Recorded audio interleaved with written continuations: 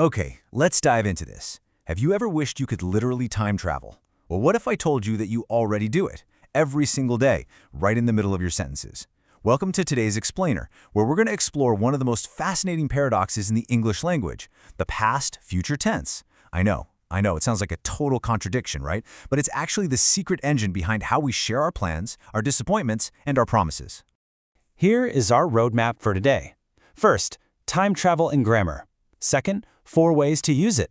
Third, the mechanics and formulas. Fourth, real-life everyday conversations. And finally, Hollywood's favorite tense. Let's kick things off with Section 1, Time Travel and Grammar, Understanding the Paradox. I absolutely love this concept because it completely bends our standard, straightforward understanding of a timeline. We usually think of time as a straight arrow, just pointing forward.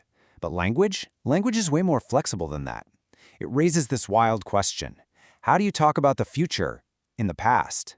It sounds entirely impossible, doesn't it? Actually, think about your own life for a second. How often do you tell a story about yesterday and need to explain what you thought was going to happen next? That exact framing problem is what this incredible tense solves for us. The technical term for this is the past-future tense, or sometimes it's called future in the past.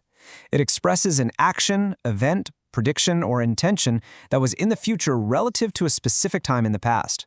Basically, you're looking back at a past moment and describing what was expected, planned, promised, or intended to happen next from that specific vantage point.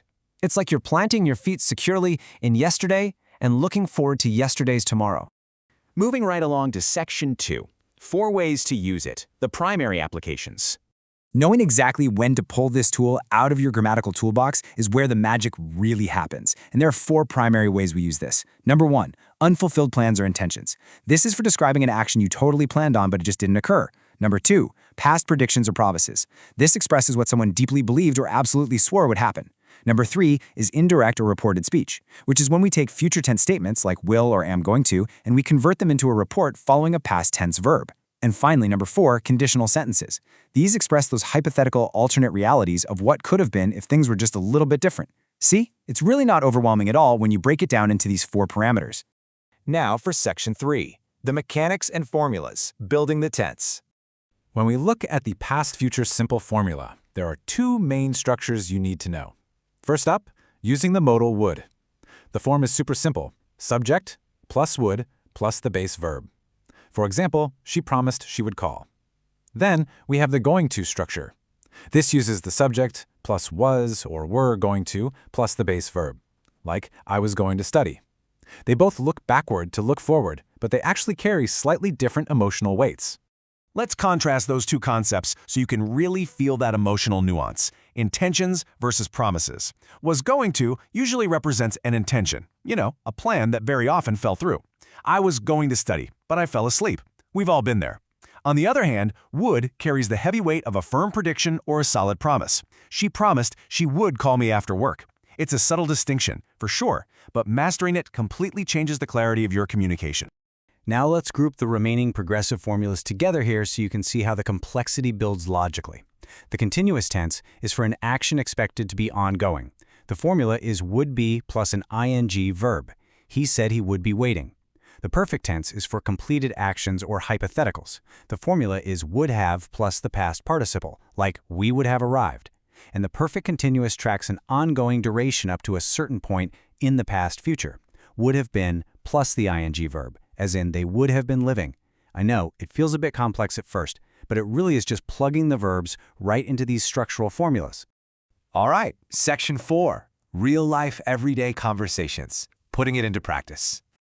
I want you to quickly think about a time recently when you made a promise, or a time you made a plan that just didn't pan out. Check out this dialogue. Sarah asks, "Why didn't you show up to the gym?" And Alex replies, "I was going to go, but my manager assigned an urgent project right before I left the office." I mean, how incredibly universally relatable is skipping the gym, right? Alex perfectly captures unfulfilled intentions here. He had the plan in the past to go to the gym in his future, but the manager derailed it. So he correctly uses was going to go. What's really fascinating here is how a standard office setting mixes a firm promise with a worried expectation. Alina says, Marcus assured everyone he would finish the budget report by noon. There's that firm, heavy promise using would, but David responds, I was worried he was going to delay it again. David uses the going to format to express a past expectation of a future negative outcome. It's just fantastic sentence construction. Okay, have you ever been stuck in traffic for hours, just kicking yourself? That's exactly what's happening here with our conditional hypothetical. Liam says, I missed my flight. Maya replies, if you had checked the app beforehand, you would have taken the express train instead. That would have taken acts as a hypothetical outcome. It didn't happen, simply because the past condition wasn't met. It's literally a grammatical alternate reality. Let's wrap up with Section 5, Hollywood's favorite tense, the cinematic climax. Mastering these exact formulas we just covered allows screenwriters to express intense emotion and high-stakes drama. Let's start with a massive piece of pop culture from Star Wars Episode 3. Obi-Wan Kenobi confronts a fallen Anakin Skywalker on Mustafar, and he screams out in absolute heartbreak. You were the chosen one! It was said that you would destroy the Sith, not join them. Man, it is incredibly powerful. And it turns out the grammatical architecture behind Obi-Wan's absolute devastation relies entirely on would destroy, which is our past future simple. He uses this specific tense because he's referencing an ancient prophecy made in the distant past regarding Anakin's future actions relative to that past point in time. The grammar itself carries the sting of an unfulfilled, prophesied promise. Here is another blockbuster example, this time from 1997's Titanic. Rose is floating in the icy ocean water. She's freezing, and remembering her determination, she says, I promised I would never let go, Jack. I'll never let go. You can literally just feel the heavy emotional weight of that past promise. Rose is using would never let go to report a promise made earlier in the past about her future commitments. This is exactly what we covered in our formula breakdown earlier.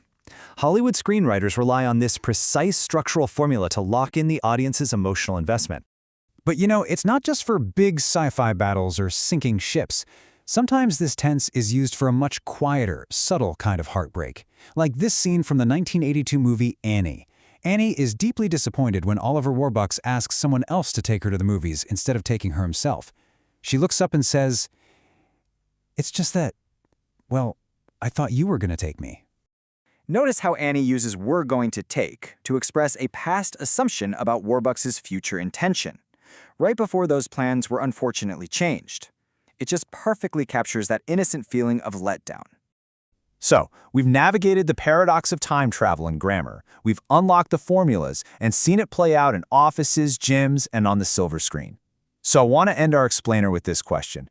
What unfulfilled plan did you have this week? Or what is your absolute favorite past-future movie quote? I challenge you to listen closely to your friends and colleagues today. I guarantee you will hear them using this time-traveling tense everywhere. Thanks for learning with me, and I'll catch you in the next one.